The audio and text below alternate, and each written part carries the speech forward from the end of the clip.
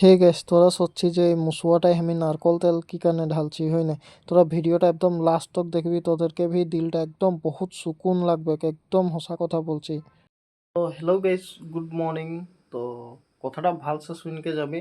তো কাল রাইতে মানে আমাদের ঘরে মশা ফসে হয়, এটা দেখছি রেড ট্রেপ গ্লো লাগে হিয়া। এই যে হিয়া মশাটা পুরা পৌঁছ যায় রে, মানে একটাই পুরা পৌঁছ যায় রে। তার পিছে আমি রাইতে উঠকে দেখছি মশাটা পুরা করতে আহে। আচ্ছা মই কি করলি গম পাবছি, পুরো দেখাতে আহে। মশাটা মানে বর খাতরা ফসেকে রহে, একদম চিপকে যায় রহে গ্লোটা। সে এই কাপড়টা লিলি আর পানি সে ভাল সে ভিজাইলি আর মশাটাকে ভিজাইলি, আর যেনে তেনে করে মশাটাকে গুচাইলি, একদম মানবো লগিয়া। গ্যাস মানে গুটে রায় তো ওটাই গুচাই লিলি এই কাপড়টাই ধৈর করে। তার পিছে এই কাপড়টা পুরা গ্লো লাগে, এটা গরম পানি দিয়ে ভিজাতে লাগ। তারপরে এই পিঞ্জরাটায় ঢুকাই দিলে, পিঞ্জরাটায় ঢুকাই করে তো সে বিস্কুট এক টুকরা দিয়ে দিলি খাতেলে। মানে এরকমই আঠাটা চিপকের হয় না মশাটা, একদম মানে ওর চুল সব উখড়ে যেতে রে। তো দেখকে বহুত বেয়া লাগতে রে, বহুত কক বকাই হতে রে। ইয়ারও ফ্যামিলি আহে না, ওখানে বেয়া লাগলো মনটা। তাছে মই একদম গুগল সে চ্যাট জিপিটি সে সার্চ করে কে মানে এইটা আইডিয়া পাইলি যে কোনো তেল দেই দে বলকে। তো নারকল তেল মানে এটা ফজিরে মই হেরি সার্চ করলি, তো সে নারকল তেল পুরা দিয়ে দিলি। তার পিছে এই যে গুচ্ছে এখন দেখ, আরো মশাটা দেখ খেলে বলছে, নহলে ও মানে সির্ফ ওর শ্বাসে হে রহে, মানে ওর একল মানে যে জীবনটা হে রহে, ও হিল ডল কোনো করতে নাই পারতে। ঠ্যাং হাত আঙ্গুল সাঙ্গুল সব ওর চিপকে একদম ঠরঙ্গা গিরকে রহে। কিন্তু ভগবান করুক যে ই এখন মানে জীবনটা পাইলো, ইয়াকে লটকাবো বলকে গ্লোটা বানলি, কিন্তু কি করব দেখে কে বেয়া লাগ গেল। আর প্রকৃতির বস্তু ন কি ন করবো আরো।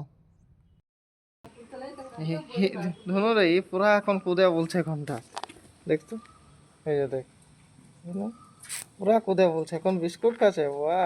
ওয়াও कितना सुकून লাগছে কে জানি একে এখন নে গোটে রাত আবদ্ধ হইকে রহে। তো গ্যাস মানে মশাগিলা আমাদের হিয়া বহুতেই পিঞ্জারাটাই তো ডাঙর ডাঙর মশাগিলা ফসেলা, ছোট মশা তো নাই ফসেলা। ই একদম অলপ হারামি টাইপের আয় তো বহুত, আর ঘরটা বহুত মশা মশা গন্ধায় না, ঠিক নাই লাগে। ওটার কারণে গুলোটাই চিপকাই দিই, তো দেখকে বেয়াও লাগলো। আমাকে তো লাগতে রহ নিজেই চিপকে আহি নাকি, মই যদি মশা হইকে থাকলে চিপকে থাকলে কেতনা কষ্ট পাতি, কেতনা দরদ হতো। ওরকম সচকে মানে ওকে গুচাই দিলি, আর গুচাই দিলি তো এখন যদি তেল সেল লাগাইকে একে দূর দিয়ে কোনো দিয়ে রিলিজ করে দিব নাকি। প্রকৃতির বস্তু লাগে মারতেলেও বেয়া লাগে নাকি, কথাটা হয় না হয়, তোরা কমেন্ট করে জানাবি তো। এখন পানি দিয়ে দিব, মশাটাকে পিয়াসও লাগতে পারে, গোটে রাইতেও থাকে কেনে। বিস্কুট তো দিলি, এখন পানি দিয়ে দিব এইটাই এই যে মশাটাকে। যে পানি পানি দিয়েছি, পানি খাবে কি যেন মশাটা কাহা উঠে দেখ না।